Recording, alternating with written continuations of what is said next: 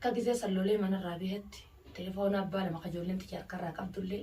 fiidiyoo santuu keessa jira jeen nurraa caccabsee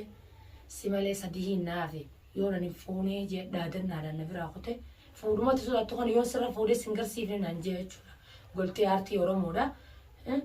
Laakiin an laanuu namni qabrii hiriyaa harka tafiitillee harka har'a wardaan ana saniifiin anillee wardaadhaaf har'allee borullee fuudha malee an abaddan wardaadhaaf dhaabbadee dubbachuun kiyya hafan qabu. Arrallee borullee hordoftoota kiyya wajjiniin jira wardaa. Assalaamu alaikum warahmatullahi wabarakatuh. Daawwattoota kiyya.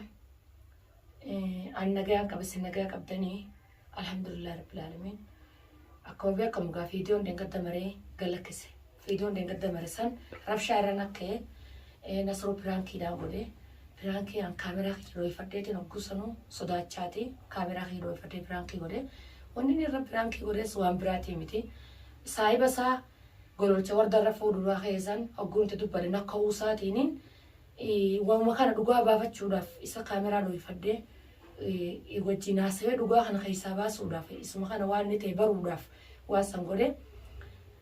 Anis dhalaadha wardaanis dhalaadha wardaa fi an tokko jechuudha. Anis wardaanis anillee wardaadha jechuudha.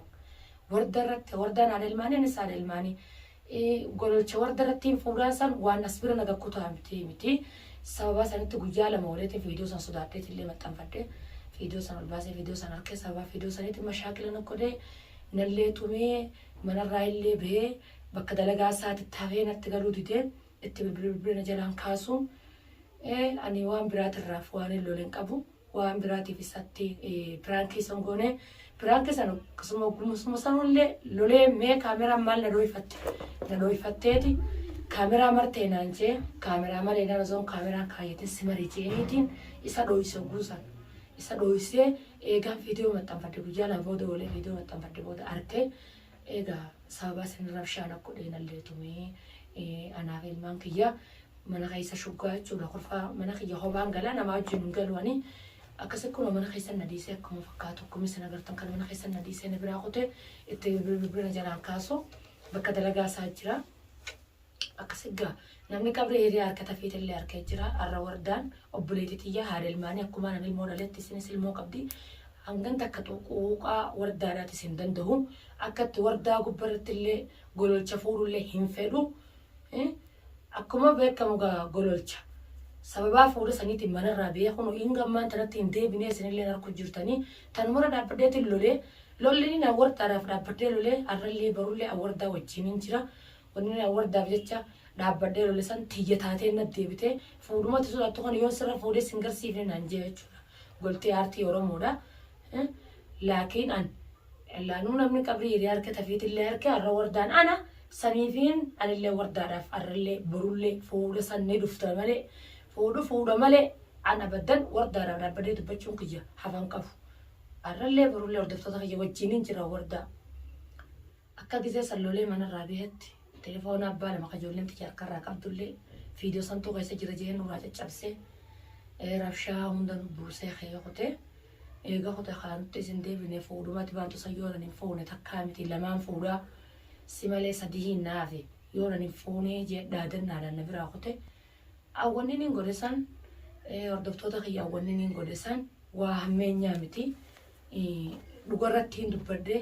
waan jiraati yoo nan balleessi ilmaan Oromooti isin ilmaan Oromoodha yoon badii qabaadde lammiiti nan muraadha yoo nan badii qabaadde lammiiti nan muraata kun akka sekkutee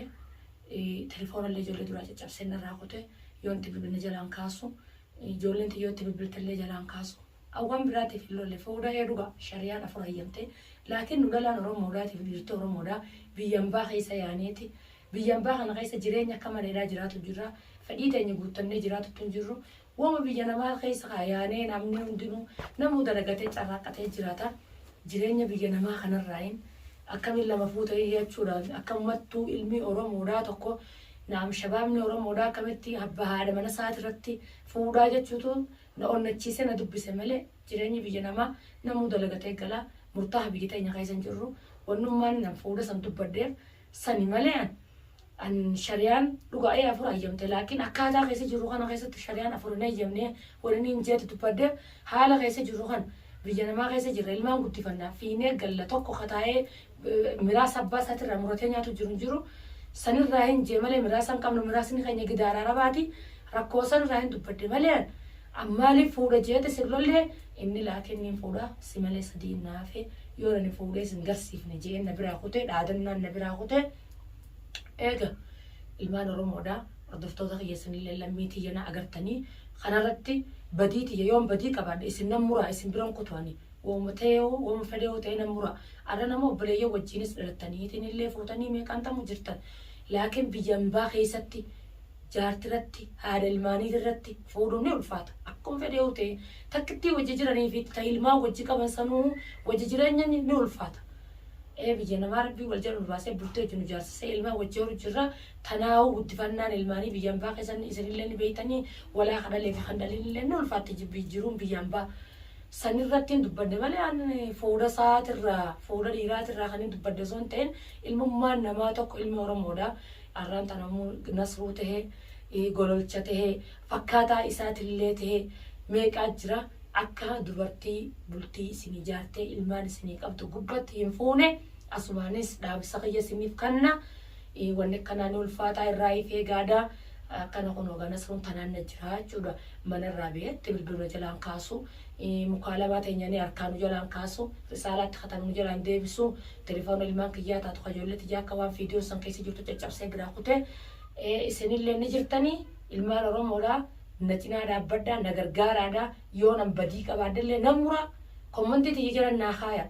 ani waan biraatiif hin jenne an dhalaa jechuun anis dhala isinis dhala wardaanis sarraan tan nu jechuun qabriin teenya nuti namni qabrii hiree harka tafiitillee arge anillee baru ganama tanuma waraabesee adii nyaate adii oofisni taa'aa jiran waan saahibaa isaa ta'eef jecha sanirraa hin dubbadhe waan biraatirraa hin dubbanne yoo kaniin badii qabaadhu taate nan muraadha kommantii naa kaayaadha obboleeyyan kiyya cinaa dhaabbadhaa na gargaara. Taaniin jiru tattaantu tana boodallee gololcha gaafa biiftuudhaa wajjin biiftuun isallee maraachitee jaalalasaa ifiifillee maraattee isallee maraachite san akka nama tokkotti silaa gaafa san fuudha fedhee wardaa gubbatti biiftuudha fuudha akka nama wardaa gubbatti fuudhan feenee akka waan jaartii isaa haadha bilaan jaalatu fodduu fedhu biiftuu sallee jalaa didee jechuudha. Akkasuma deebi'ee intala biraa fidatee warda fidee nuti gaafa inni intala biraa fide san wardaa bira fodduu aarree jechuudha. Ani fiifuu aareetiin jira. Waan gololcha biiftuu dhiisee deebi'ee intala biraa fidee niin fuudha jeef jecha hodduun aaree jechuudha. Takkasiiti hordoftoota kiyya hanga viidiyoo biraatti walitti deebinutti nagaan naa jiraadhaa nagaa irratti.